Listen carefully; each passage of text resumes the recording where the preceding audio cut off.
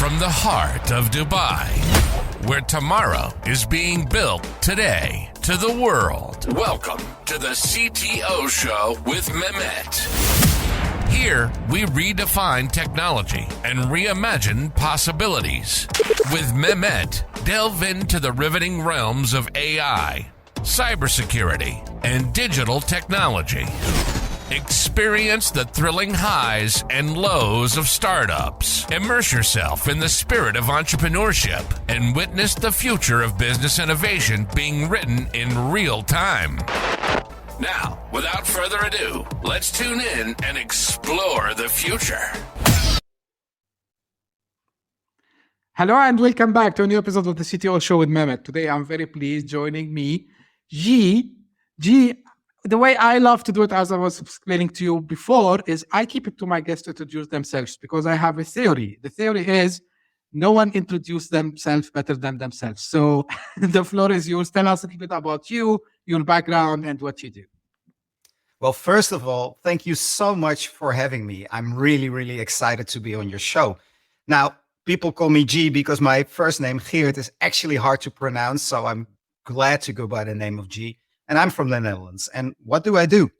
I help business owners and management teams grow in size of business or manage the growth, because sometimes we don't even want to grow more, and grow as a leadership team and grow as leaders themselves. Great to have you again. By the way, just, I like to do these jokes sometimes. I was expecting myself to pronounce your name as in the Netherlands language, in Dutch. But, I said, I remembered, like, you told me, leave that to me. So thank you for doing that for me, G. Now, let's start, because this topic, I believe it's very important. And on the show, although it's called CTO, but I am a big believer in, the knowledge that people like yourself, G, they bring to the table when it comes to growth and leadership. So can you tell me a little bit, a transformative experience that helped you to shape, your leadership style today? So what was little bit the background for you to choose this path and, help others in doing it? Well, I took a lot of jumps in my life. I started in law, way back in the day, university. And then I thought, okay, law is the thing, tax law and civil law combined. That's cool. But after 3.5 years, I actually wasn't happy. And everybody said, but gee, you can make so much money if you stay in that profession. But I said, you know what? I'm going to jump. I didn't have a job lined up. And I just jumped. I said goodbye to my old job. And actually quite soon I find a new job in a big publishing firm where I was supposed to make a software package for my old profession, which was in law. And after 3 months, I said to them, listen, I have one advice. Either we do it well and it will cost you more money, or we don't do it at all. And they said, oh my God, this is such great advice. But that meant that I didn't have a job anymore. But I ended up staying in that company, and I became what was called a business developer, basically product development. And I was always between the end user, new technology, and new concepts. And I did that for about 10 years, always talking to big clients, seeing what did they want and can we build it, sitting next to developers. So I love software, right? And at one point I thought, e-learning, that's going to be the thing. That was 20 years ago or something. So I was always with these new ideas in front of the speedboat. And after 10 years of doing this, I'm sitting on an island of one of my mentors. And I think, you know what? I always wanted to become an entrepreneur. But I was a little bit too scared to do it, actually. So on that island, I decided I'm going to do that. So I asked, guys, can you please, in a reorganization, give me some money and then I go? And they said, no, we want to keep you. And I said, okay, I'll go anyway. And that's when I started my first startup. And I had this idea. I had all these creative ideas in the back of my mind. And I'm thinking, okay, one of the ideas was I have this garden. I don't know a thing about flowers and plants. Let me find a gardener and let's create an online platform where you can basically decide what flowers you have and then get video advice at the right moment in time. We called it Roy's Garden Tips because the gardener was called Roy. And to be honest, that was my most expensive study because it was a startup. We built the whole platform, but we also got big learnings. Now, at the time in my publishing firm, actually, there's this book. I don't know if you know it, Mehmet. This is a book called Business Model Generation. And one of the producers I knew. So I made, let's say through my contacts, it got also published in the Netherlands. And because I was, somewhat connected to that book, one of my friends in the startup community actually said, hey, G, why don't you become a mentor here? So I became a mentor in the startup community. And by being there for months and helping startups, I also met a presentation coach. And when I met the presentation coach, I also helped a little bit with his model and format. And before I knew it, I was also coaching startups when they get funding or when they needed to present at big organizations. And then something funny happened. More and more people, first startups, then scale-ups, then bigger corporates, started to say, gee, can't we talk? Because you have this crazy combination between back in the day law, corporate innovation, startup innovation, communication, and personal development. Because that island where I was thinking, that was one of my mentors who was big in personal development. And that combination helps me nowadays to help management teams and leaders all over the world to grow their company and grow their leadership. And that's what I do. And that's my background. Wow, what an amazing story. I love hearing these stories. One of the things people ask me, what excites you about continuing doing the podcast is hearing these inspiring stories. And then, of course, as much as I can, spread these stories with fellow to-be founders, maybe because you just mentioned something that attracted, my attention when you said like you were scared, but you did it anyhow, And I think this is the biggest I would say thing that entrepreneurs, doubt a lot before doing it. And, this is the courage we need to tell people about it so they can also take their, leap maybe and start on being something. Now, you mentioned a couple of things, G, and, I would love to start from the growth, right? And one of the things, because you mentioned startups, scale-ups, and then big organizations.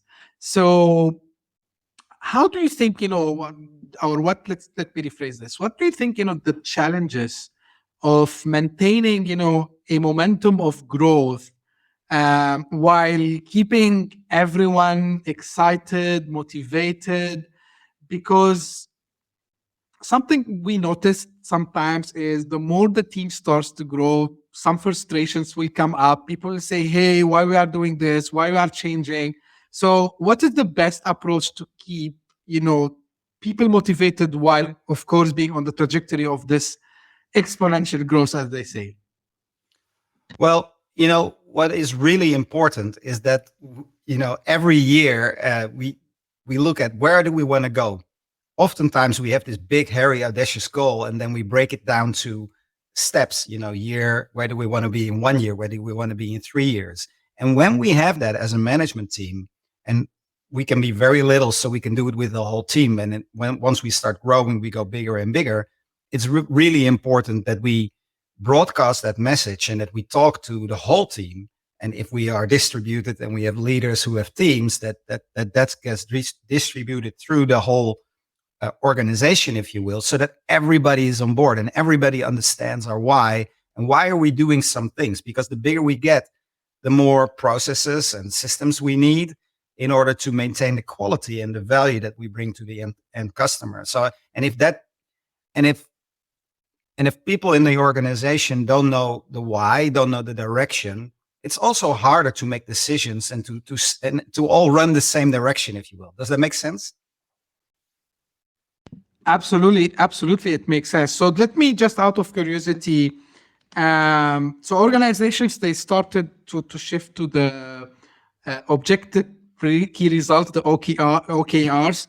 So Yes. is this part of this strategy that they can implement to overcome these challenges? Are there like some other tools or some other that call them like practices that they can do to achieve that?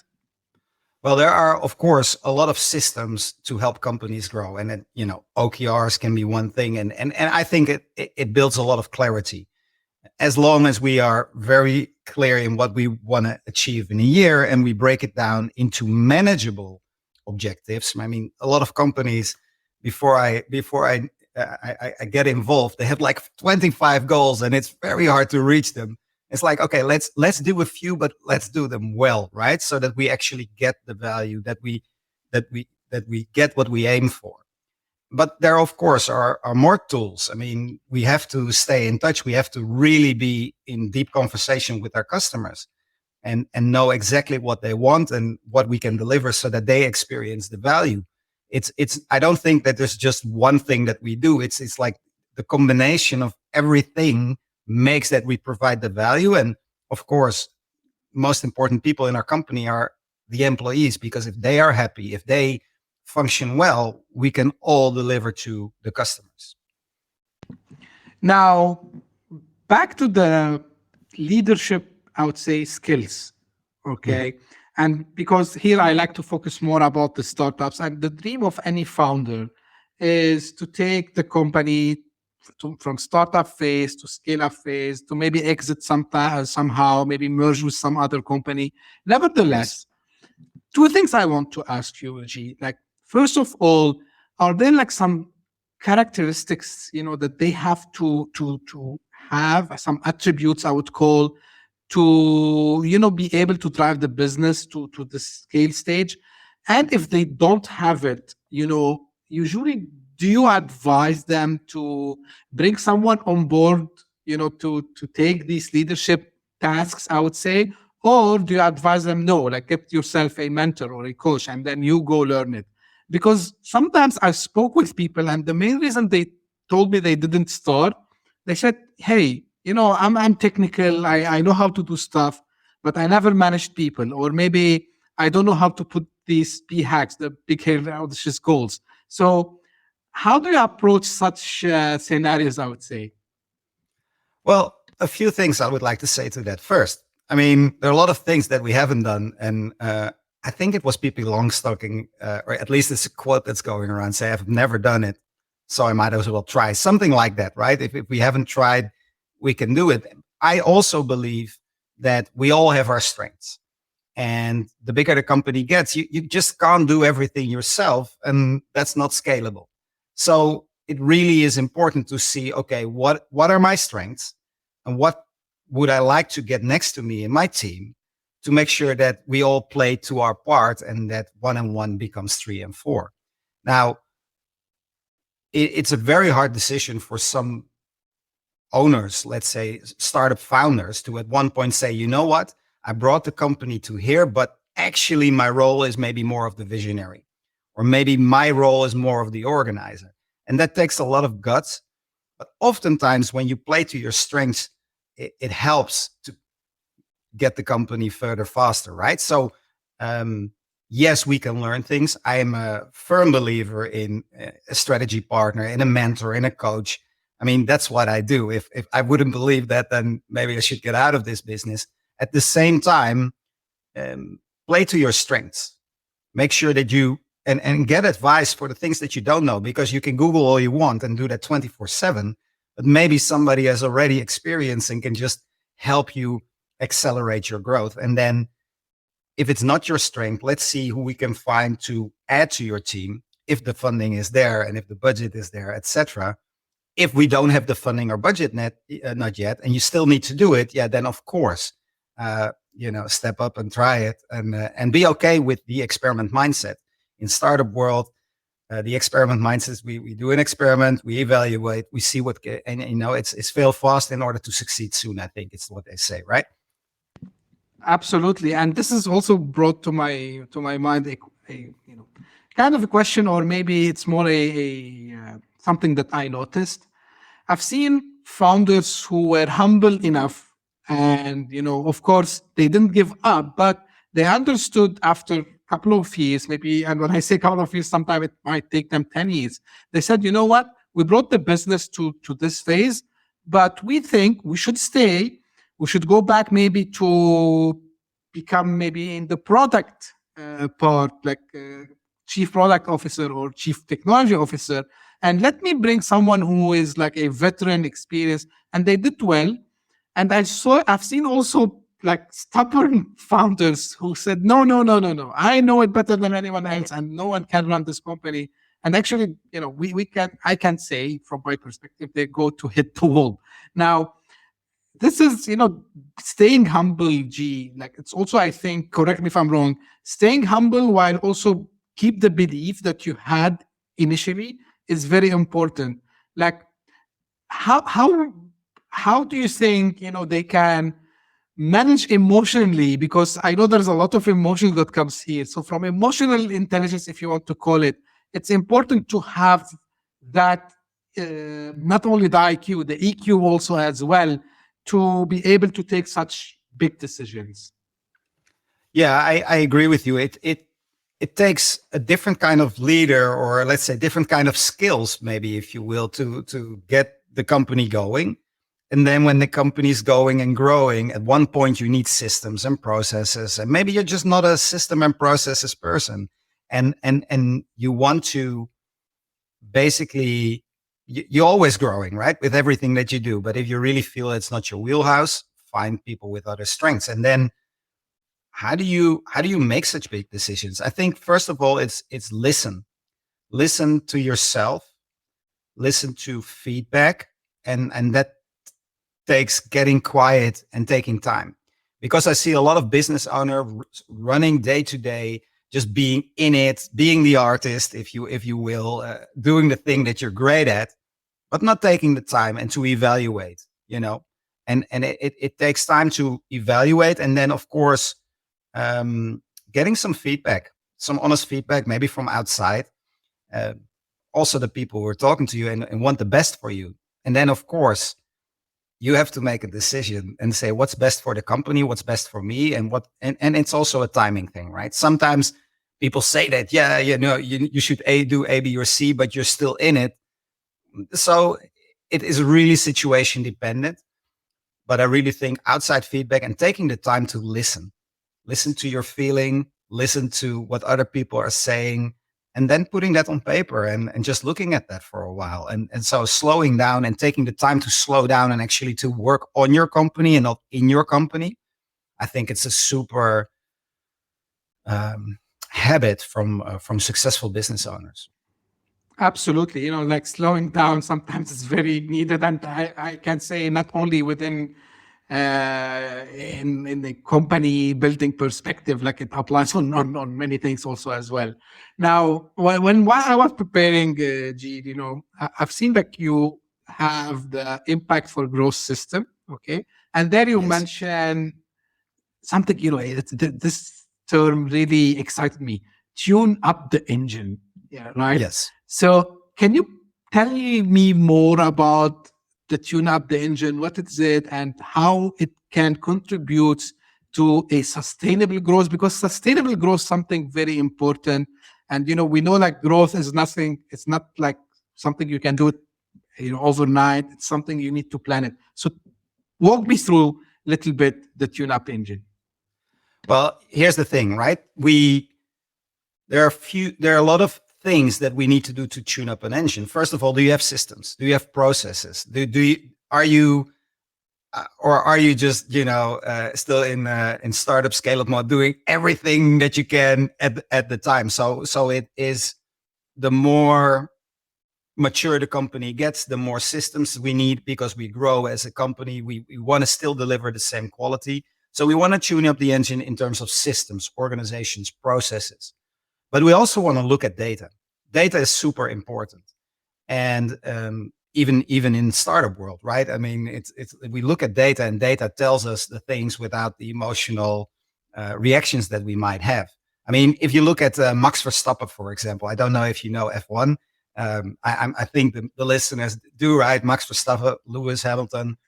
Yeah, of course. Why are these? Yeah, of course. So why are these guys so good at what they do? I mean, I remember the race of Max Verstappen when he became world champion. Is like in round 52, it was like, oh no, he's going to lose. But that team, they look at the data. They even though they know that they have tires and Max can feel it, they still look at the tire pressure. They look at everything. So looking at data and seeing what that tells us, and then seeing the patterns in the data, and then forming a strategy on it, is also super important to basically tune your engine. Now, a race car goes fast, and speed equals let's say sponsors, and sponsors mean cash, and cash means that you can grow and you can innovate. Well, if you tune your engine and you look at the data, but you don't put in the gas and you don't make sure that you don't have the speed, then you have an issue, right? So tuning the engine also means, how do you get customers? How do you get them through the funnel from know, like, and buy? And what are your processes? And how do you make sure that people get to know you and understand you, and then want to do business, and then become the ambassadors that you really want to have for your business? So there are a lot of things that we do in tuning the engine to make sure that it starts to work. And then actually, as a management team, as a business owner, you can work more on the business, and you have the people in your business to drive the company forward, while you look at the strategy and be more in control. Absolutely. And I'm happy you mentioned about what how they need to think about building the business, where they can get the customers and so on.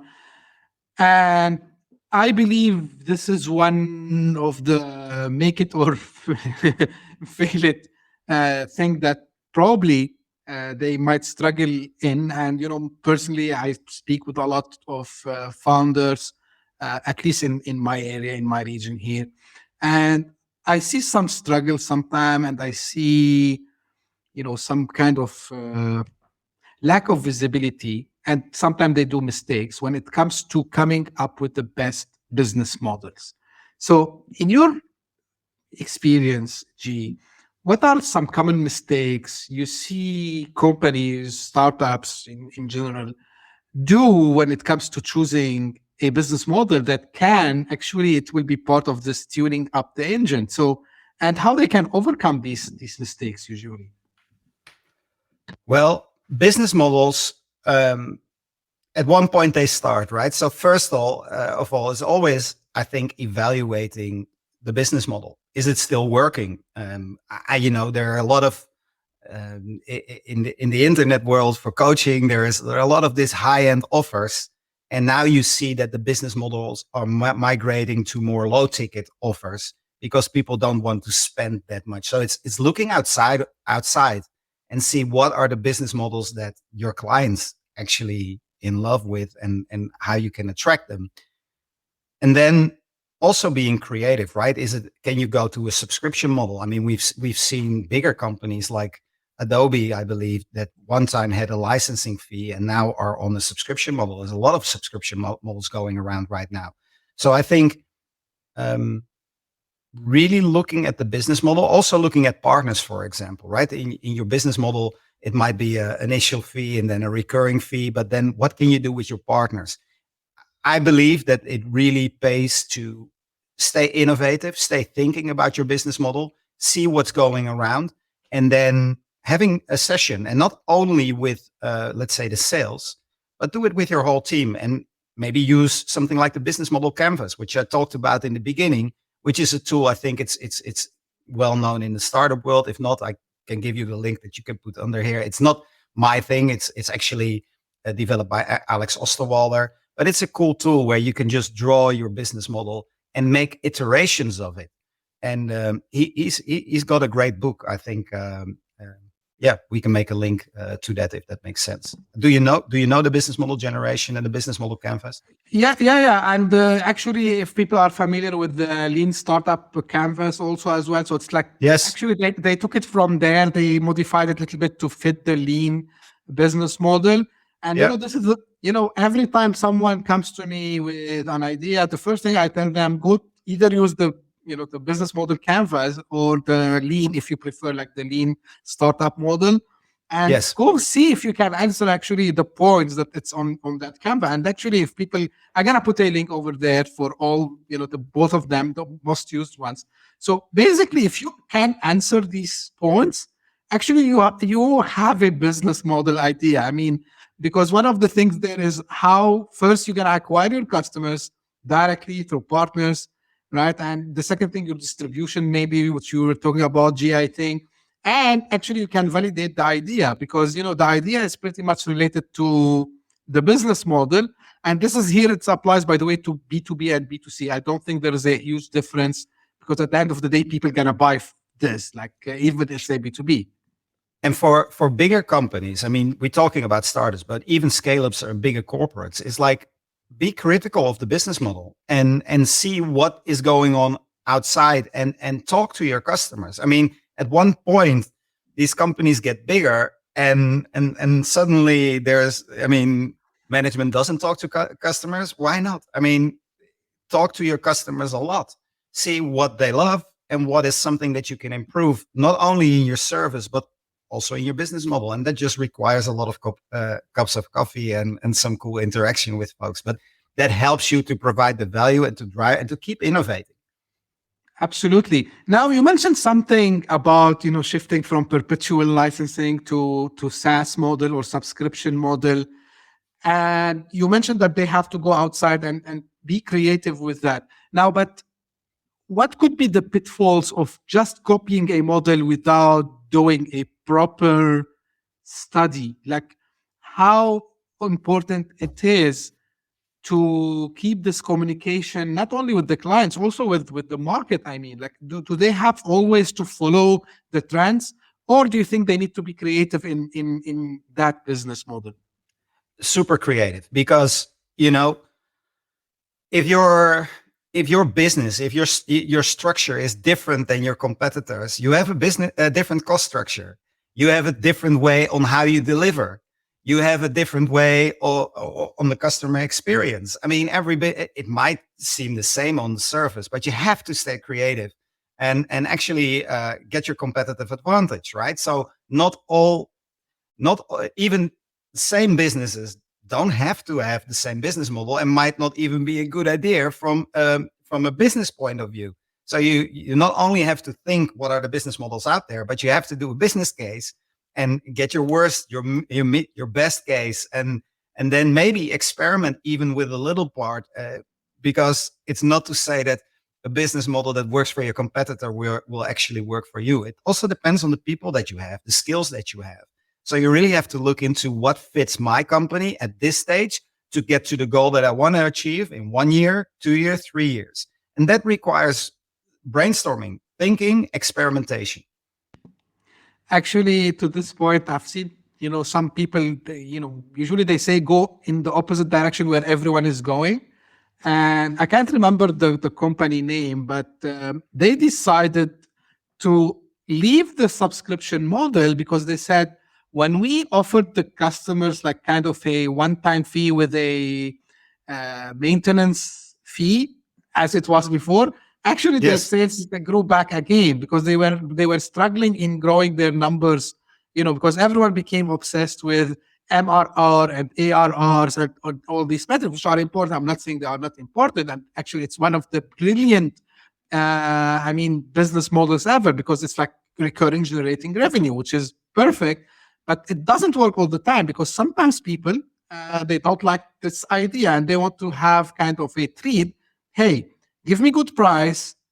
I will pay you this now, and then just I'll pay you something on the long run, and still they can have the the recurring revenue, which is absolutely fine. Now, saying that, G, from my experience, what pushes companies sometimes to do this is some macroeconomic going on. So they think, okay, maybe there is a crisis coming on the way. We need to adapt our business model to stay resilient. So, and here you start to see that leaders might do something not too much logical.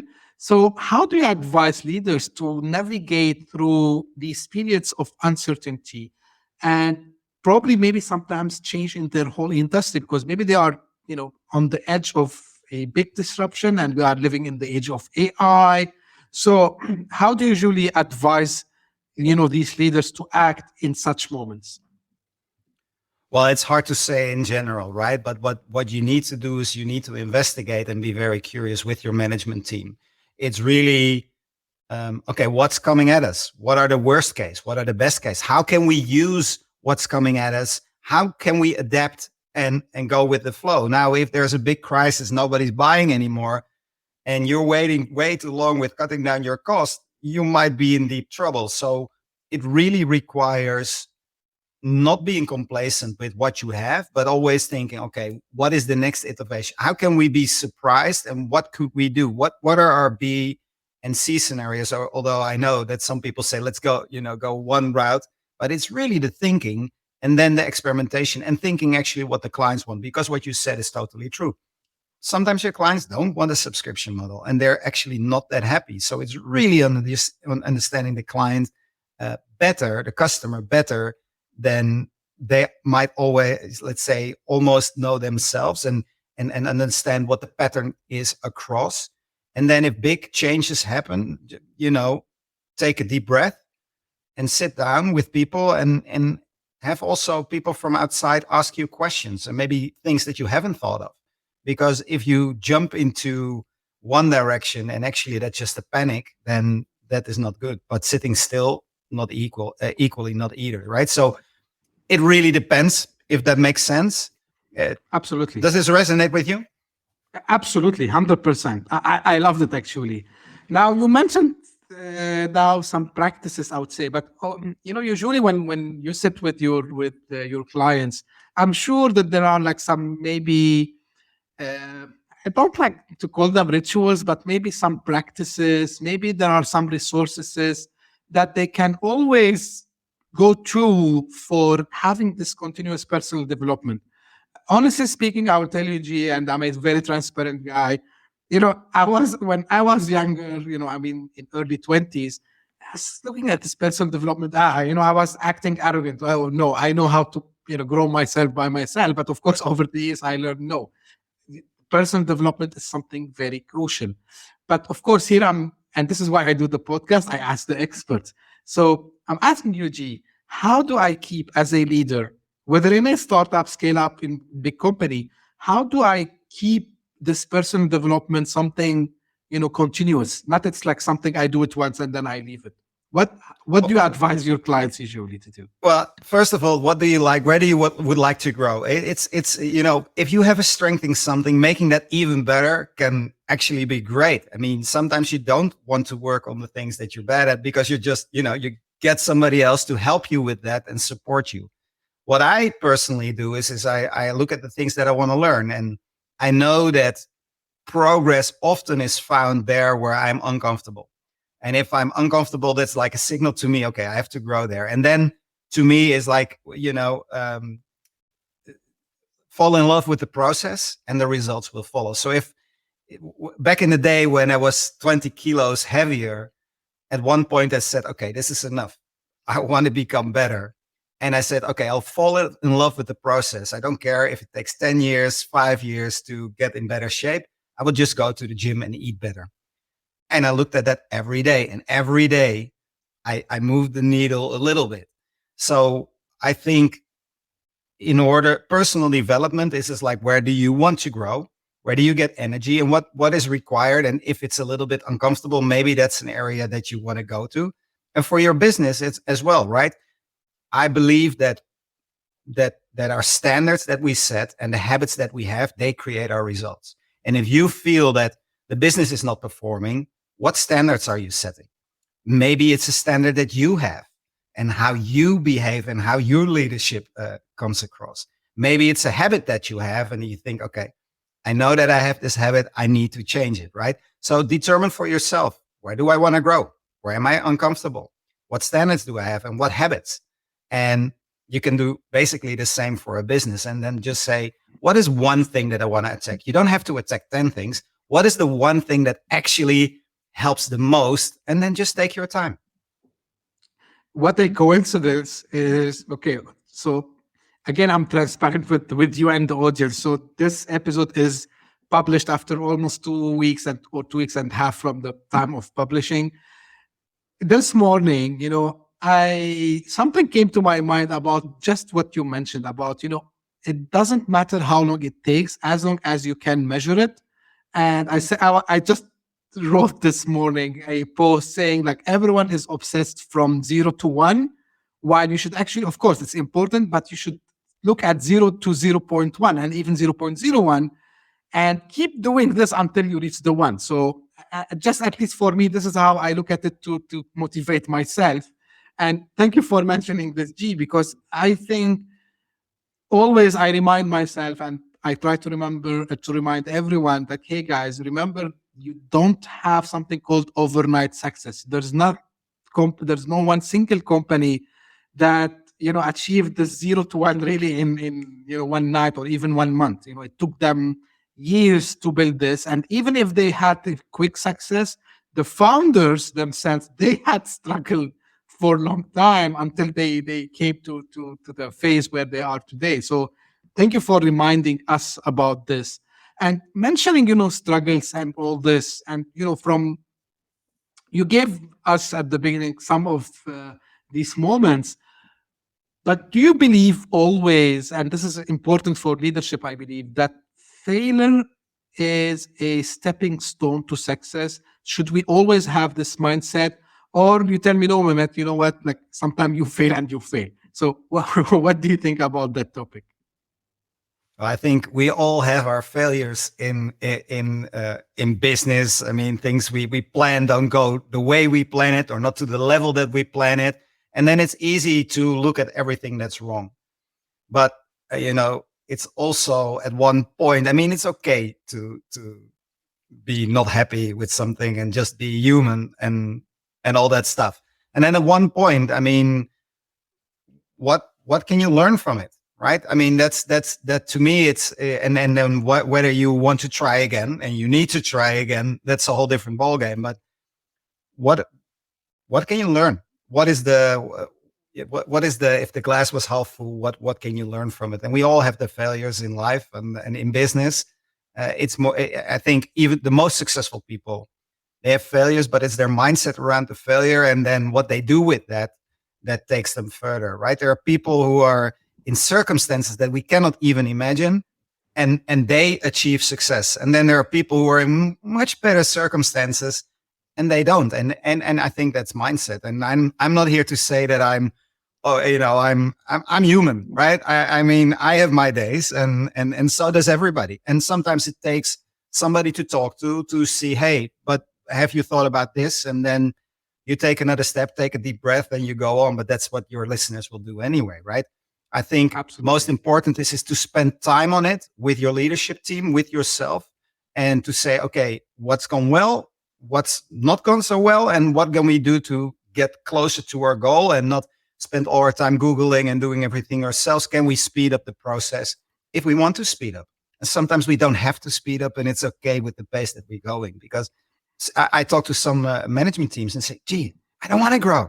I want to manage my growth, and I want to make sure that I can do other stuff as well. And I think it's a fantasy to just only sit on an island and in 5 years don't think about your business. But you can make a business machine. I mean, that's what I do with management teams. That is what I do with leaders. Is how can we get you out of the deep day to day, and how can we get you more, and with a management team, more of a machine, basically. Love that. And maybe I keep mentioning this quote from Edison too many times, because for me, I don't believe it's a failure, it's a learning. Saying when he said, like, I didn't fail, I just discovered 99 ways that didn't work. So absolutely, it's a matter of learning. The second thing you mentioned now, and I think I spoke to someone who told me the same thing. He said, Mehmet, like, okay, everyone is also, too much thinking how I can make the next big unicorn. Of course, I wish I can have my business to be a unicorn. But he mentioned something, that really touched me. And he said, I don't want to become a unicorn stepping on people and stepping on, being a unicorn at all costs. He said, no, I don't have to do this. I've been running the business for 6-7 years. I know it might take me 5-6 more years to reach maybe a Unicode stage. I'm not in rush, and I love this approach because the guy, he's very humble and he understood, this better than anyone else. So thank you also for bringing this, G. Now, as we are coming to close, I have 2 more things I need to ask you, G. So first of all, how are you seeing, the future of, the the business in general and the opportunities ahead on entrepreneurs in the coming few years? And where do you believe, the key areas would be for entrepreneurs to take advantage for?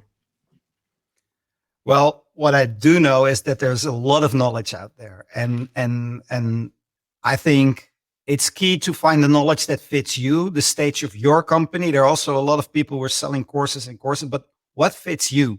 And of course, AI is changing the world like super fast. So how can you use AI if you haven't thought about that? I mean, even writing letters, are you actually, when you're listening to it, are you implementing AI to your benefit or not? Or where can you speed up things that you find mundane or things that you don't want to do? So I think AI is going to create a big shift. And if you're a leader and you say, yeah, but I don't have anything to do with AI, I think, well, maybe the letters that you write in any language, you can speed up at least the brainstorming power of AI. Now, there are also some dangers to AI, and so you have to be careful. And I wouldn't throw my whole future in it if I haven't thought it through. But I think that is really a big change. And also, I think our connectiveness is just like, you don't have to have somebody that supports you right next to you. You can just hop on a Zoom call or a Teams call and find anybody in the world. Well, that's not new, but the question is, are you doing it? So a lot of things, I believe that growing a business or managing a business, they're not new. It's more like losing weight. There's no secret that you need to eat less and work out more. The question is, what are you doing with the things that you already know? And maybe you have somebody that say, hey, I've been there or I've seen this tool. This is how you can speed up. Absolutely. Finally, G, is there anything, you want to leave us with today, and where people can get in touch with you and, learn more about your work? Well, I think, like I said before, it's like whatever you want to achieve, whether it's just managing your business, growing yourself, is fall in love with the process and the results will follow. And then if you need somebody, to brainstorm with, or your management team to brainstorm with, and then to help you speed that up, you can always reach me at my website, which is www.imageo.com, it's spelled IMAGEJO.com. If you want, I have you can have bit.ly/Imageo, and I'm sure that through your website or through this thing, you can also reach me. But I really want to thank you and the listeners for taking time to listen to this. And I hope there's just one thing. If you heard one thing that you thought, aha, now there's a lot of chance that you heard something, you think, okay, that's something that I can do. Now you can listen to it and not do anything. But you would make my day if you just, without my help or whatever, make a commitment to yourself and to take action. Because I think the difference between leaders that just dabble around and those who achieve something is they put their mind into something, they make a decision, and then each day they take a little bit of action so that they achieve something. Absolutely. Taking actions. And as I was mentioning as well, small steps, steps. And this is how I managed even to lose weight, by the way. So congratulations. Yeah. So because if I said to myself, I need to lose 10 kg in, I don't know, in this amount of time. So what I started to do, same, of course, everyone knows, good habits, eating well and exercising. And then, I put into this process. So I start to put this habit, waking up early, because, I don't want to say, hey, I don't have time. So I start to wake up earlier than I usually do. So I don't have now, hey, I don't have time. No, I have time. I'm up 4:30 a.m. in the morning. So yes, I can't complain. And then, yeah, as you mentioned, G, it's if you put the process and you believe in the process, and believe me, it's, one day I wish we could have maybe more episodes like this with you, probably talk about this, building the habits also as well. So this is very important, I believe, for technology leaders, for any leader, and for founders.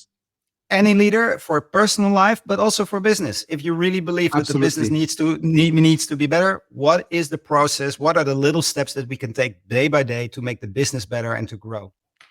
100%. And for the audience, don't worry about the website that G mentioned. You will find all this in the show notes. So I will make your life easier so you can go and check it out. G, really, I enjoyed today's discussion with you and conversation with you. And, again, as I always say, I learned a lot of things, and I hope also the audience have learned many things. And I liked your call to action at the end. Start doing something, take action. This is the best takeaway I would say ever I had on any episode in my show. So thank you very much for sharing that. And this is for the audience.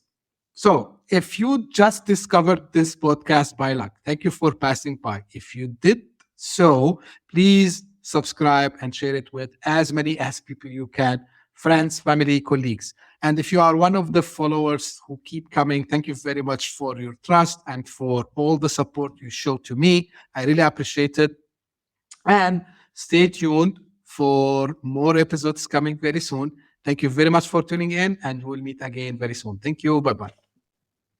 Hit that subscribe button, share the show with your tech-savvy friends and fellow entrepreneurs, and leave us a review on your favorite podcast app. Your support means the world to us.